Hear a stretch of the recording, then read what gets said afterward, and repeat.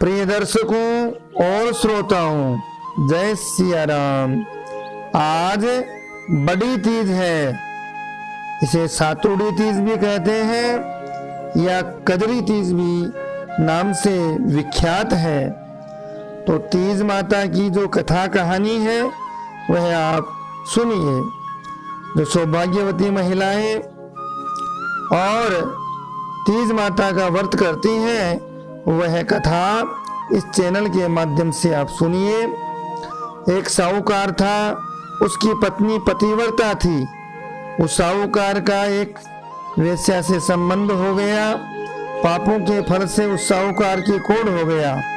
फिर भी उसने वेश्या के यहाँ जाना नहीं छोड़ा। उसने अपनी पत्नी को कहा, मुझे उस वेश्या के ले चल। वह ले जाती है। वेश्या तो पैसे की भूखी होती है। वह सब धन उस पर लुटाता था। वह अपनी पत्नी के गहने ले जाकर उसे देता था। क्योंकि पत्नी पतिव्रता थी, इसलिए जो वह चाहता था वह वही करती थी। एक बार बड़ी तीज के व्रत का दिन आया। साहूकार की पत्नी भूखी थी। वह साहूकार के कहने पर उसकी पत्नी उसे वेश्या के यहाँ ले गई। उस दिन साहूकार से बीमारी के कारण चला नहीं जा रहा था, अतः वह अपने कंधे पर पति को बैठाकर ले गई। उसने वेश्या के घर पहुंचने पर कहा कि मैं लौट कर आऊं, तब तक तुम यहीं खड़ी रहना। उस दिन देव योग से वेश्या झरोखे से सब कुछ देख रही थी।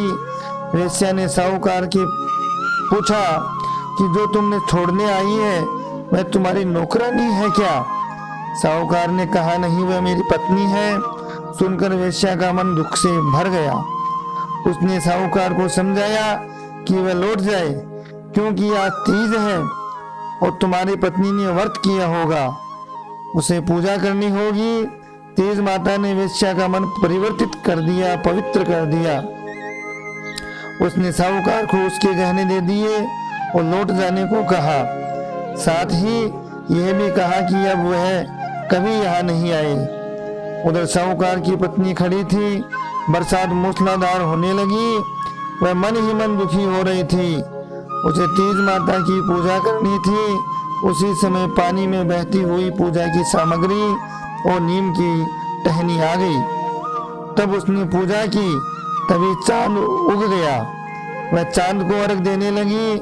उसी समय उसका पति भी वेश्या के यहाँ से लौट आया। अर्घ जल की छींटों से साहूकार का कोढ़ ठीक हो गया।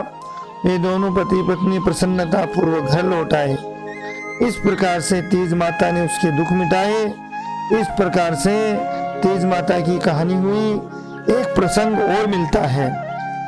धर्मशास्त्रों में तीज माता की कहानी एक और बताई है कि एक सर था, उसके 7 बेटे थे। सत्तू तीज का दिन आया। 6 बेटों की बहुओं के पीर से तो सत्तू के पिंडे आ गए। 7वीं अर्थात सबसे छोटी बहू के पीर नहीं था, तो उसने पिंडा नहीं आया। उसने अपने पति से कहा, मैंने सातुड़ी तीज का व्रत किया है, मुझे पिंडा लाकर दो। सबके तो पीहर से आ गया है। साहूकार का बेटा गरीब था, से सभी भाइयों के पास धन था। अतः अब साहूकार का लड़का हलवाई की दुकान में जाकर चोरी करने घुसा। वहाँ चने की दाल पड़ी थी, भट्टी में आंच भी थी। उसने दाल को भट्टी पर सेका, वहीं चक्की भी पड़ी थी। अब वह दाल को पीसने लगा। चक्की चलने की आवाज से दुकान का मालिक जाग गया। उसने पकड़ लिया। तब साहूकार के बेटे ने कहा कि मैं कोई चोर नहीं हूँ। आज मेरी पत्नी ने सातुड़ी तीज का व्रत रखा, उसके पैर नहीं है, इसलिए उसके पिंडा नहीं आया। मैं गरीब हूँ, केवल 1.25 सेर सत्तू का पिंडा बनाकर ले जाऊंगा।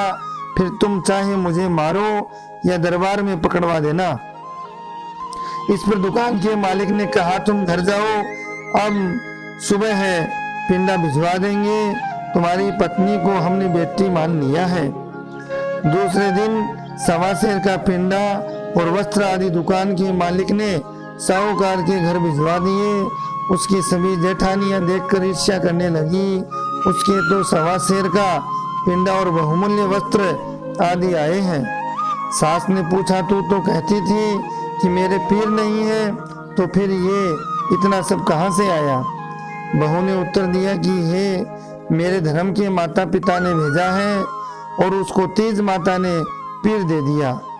इस प्रकार से तीज माता ने उसकी मनोकामना पूरी करी और तीज माता की कहानी यहाँ पर संपन्न होती है। और इसी प्रकार से आप आध्यात्म के ज्ञानवर्धक व्रत त्योहार के जो शास्त्र सम्मत बातें हैं, प्रसंग है, कथा कहानी है, वह सब सुनिए, श्रवण कीजिए, देखिए और अपना प्रेम इसी प्रकार चैनल को देते रहें।